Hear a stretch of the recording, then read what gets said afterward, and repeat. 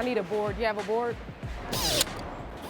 Just right now, kind of setting up for the new line, which I'm excited about. We'll build roughly 30 units. Just going through from job to job, section to section, trying to figure the best way to make a job work. Sounds like a plan. My life outside of here is sort of chaotic. You been good? I have a 2-year-old and he consumes much of my life. Come on, you wanna go eat? You know, GE has allowed me to be able to offer him just different things. One thing we did over the summer was I took him to Monster Jam. He's crazy about monster trucks. So, and it was not cheap, but if I didn't have the job that I have, I probably wouldn't have been able to afford that.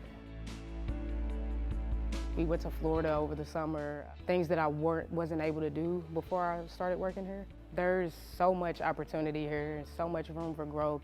You just have to want it. Like, I mean, some people get here and they get comfortable in their role, and that's not me. Like, I've worked all across the park. I've owned a job in every building out here.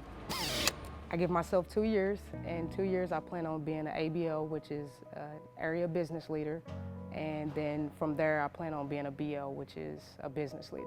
He's just gonna do bacon and eggs. And how would you like your eggs? What I would say to a new hire, if they wanted to advance here, learn as much as you can. Don't just stay in one role, you know, ask questions. Try to become a backup team leader if you can. Don't be afraid to bid around, you know, to move around, to learn more about the operation than just your job. Be optimistic and take advantage of anything that GE has to offer. Look, your wife. There's actually no limit. I mean, we have engineers that work here, lawyers, you have ABLs, BLs, there's so many different things you can do. Maintenance men, I mean, if you want it, you just have to know what you want and go after it. Say thank you.